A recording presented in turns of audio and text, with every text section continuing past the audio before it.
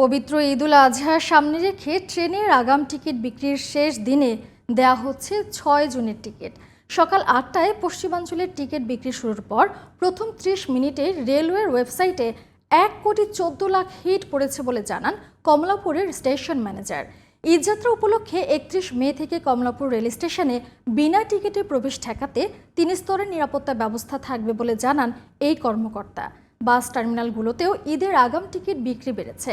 ভিড় ও যানজট এড়াতে বাস ট্রেনে আগেভাগেই ঢাকা ছাড়ছেন অনেকে। হাসান আল মামুনের রিপোর্ট। ৭ জুন ঈদ হবে এমন হিসেব করে সাজানো হয়েছে এবারের ঈদুল আজহার লম্বা ছুটি। এ কারণে ৫ ও ৬ তারিখের টিকিটের চাহিদাই সবচেয়ে বেশি। রেলওয়ের অগ্রিম টিকিট বিক্রির শেষ দিন ৬ জুনের টিকিটের জন্য অনলাইনে রীতিমতো হয়েছে কাড়াকাড়ি অবস্থা। মঙ্গলবার সকাল ৮টায় পশ্চিমাঞ্চলের টিকিট বিক্রির শুরুর পর প্রথম ৩০ মিনিটেই কোটির বেশি হিট, আর ঘণ্টা খানেকের মধ্যেই সব টিকিট শেষ। ঈদযাত্রায় আজকে অগ্রিম টিকিট প্রদানের শেষ দিন। আমাদের কোটা ছিল ১৬,৩০০ প্রায়। এগেনস্টে টিকিট প্রত্যাশীরা টিকিট ক্রয়ের জন্য সার্ভারে হিট করে ১,১৪,০০,০০০। রেলওয়ের তথ্যমতে এবারের ঈদে প্রতিদিন শুধু ঢাকা থেকে দেশের বিভিন্ন গন্তব্যে ৪৩টি আন্তনগর ট্রেন চলাচল করবে। ঈদযাত্রা নির্বিঘ্ন করতে বাড়তি ব্যবস্থা নেওয়া হচ্ছে বলে জানান স্টেশন ম্যানেজার। আমাদের যে স্পেশাল ট্রেনগুলো চলবে সেটা ঈদের আগে ৩ দিন চলবে, ৪ তারিখ থেকে ৬ তারিখ পর্যন্ত, এবং ঈদের পরে ৯ তারিখ থেকে ১৪ তারিখ পর্যন্ত চলবে।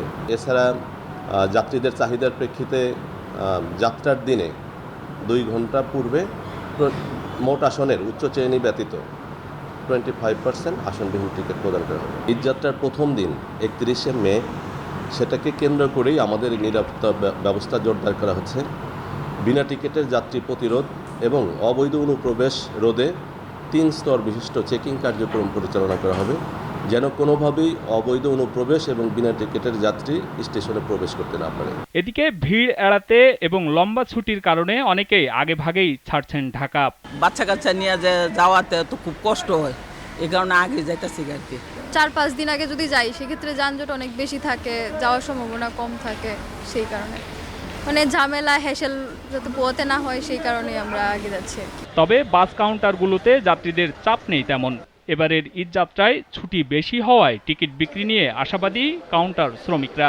কোরবানির বিগত দিনের অভিজ্ঞতায় এবার বেশি হবে, যেহেতু সরকারি ছুটি এবং বেসরকারি ছুটি দুইটাই 10 দিনের, ওই রকমভাবে চাপটা বেশি হবে তুলনামূলক অন্যান্য বছর থেকে। আমাদের অনলাইনে টিকিট বিক্রি ছাড়ছিলাম আমরা 15 তারিখ থেকে। আমাদের ঈদের টিকিট আর বিক্রি সেল নাই, সব সেল হয়ে গেছে। সঠিক ব্যবস্থাপনা থাকলে ঈদুল ফিতরের মতো এই ঈদেও ভোগান্তি কম হবে বলে আশা যাত্রী ও পরিবহন সংশ্লিষ্টদের। Hasan Al Mamun, GTV news, Dhaka.